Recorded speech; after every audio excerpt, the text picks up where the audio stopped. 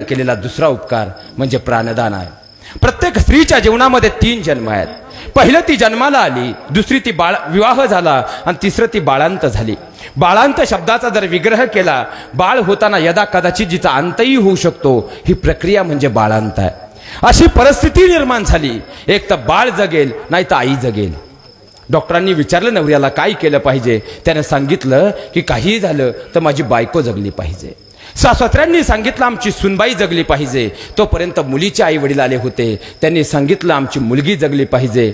पण भुलीचे डॉक्टर येईपर्यंत, भूल देईपर्यंत आणि भूल चढेपर्यंत टेबलवर असणारी माऊली मात्र सांगत होती, डॉक्टर साहेब माझं काही होऊ द्या बरं, पण माझं लेकरू जगलं पाहिजे, हे फक्त आईच करू शकते। या पुढे जाऊन सांगतो ज्यावेळे बाळ जन्माला येतं, 9 महिने 9 दिवसामध्ये 6 सोनोग्राफी केल्या जातात।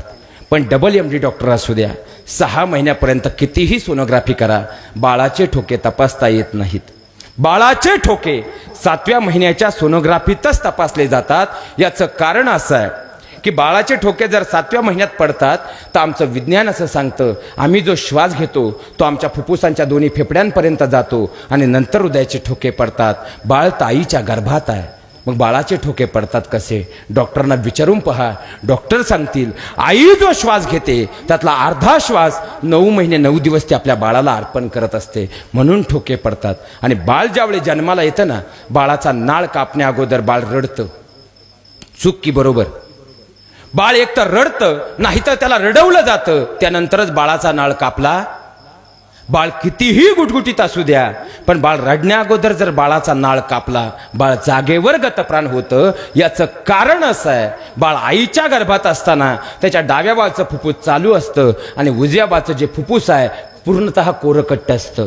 बाळ ज्यावेळी जन्माला येतं, ते पहिला श्वास घेतं तेव्हा त्याच्या शरीरात ऑक्सिजन जातो आणि त्याच्या उजव्या बाजूला जे कोरकट्ट फुफ्फुस आहे त्याची पंपिंग करण्याची प्रक्रिया चालू होते। दोन्ही फुफ्फुसांचं कार्य व्यवस्थित चालू होतं आणि त्यानंतर MSCBशी म्हणजे आईशी असणारा नाळ कापला जातो आणि बाळाला जीवदान मिळतं। आईनं केलेलं दुसरं दान प्राणदान आहे। आईनं केलेलं तिसरं दान सांगतो। आईनं केलेलं तिसरं दान रक्तदान आहे। एखादा म्हणेल महाराज यात काय मोठं आहे, 260 रुपयाला रक्ताची बाटली मिळते, त्यात काय मोठं आहे? पण विज्ञानाने एवढी प्रगती केली महाराज, पण विज्ञानाला आजपर्यंत एक कोडं उलगडलं नाही। आईचा ब्लड ग्रुप कोणताही असू द्या आणि बाळाचा ब्लड ग्रुप कोणताही असू द्या, तरी आईचं रक्त बाळाला आणि बाळाचं रक्त आईला चालतं। विज्ञानाला न उलगडलेलं कोड आहे। तुम्ही रक्त देऊ शकता, पण तुम्ही रक्त त्यालाच देऊ शकता ज्याच्या शरीरात अगोदरचं रक्त आहे, आणि तुम्ही रक्त त्यालाच देऊ शकता ज्याच्याबरोबर तुमचा ब्लड ग्रुप मॅच होतो। पण आई आणि बाळाच्या ब्लड ग्रुपला कधीही कोणती गरज पडत। आणि विशेष म्हणजे आईनं आपल्या शरीरातला पहिला रक्ताचा थेंब दिलाय। या शरीरात रक्ताचा पहिला थेंब जर कोणी दिलाय तो आपल्या आईनं दिलाय, म्हणून आपण उभे आहोत। आईनं केलेलं तिसरं दान रक्तदान आहे। आईनं केलेलं चौथं दान सांगतो, अस्थिदान। आईनं दिलेलं चौथं दान म्हणजे अस्थिदान आहे। 2 भावांमध्ये वाद पेटले तर हाडांच्या बळावर आम्ही बोलतो पाहून घेईल।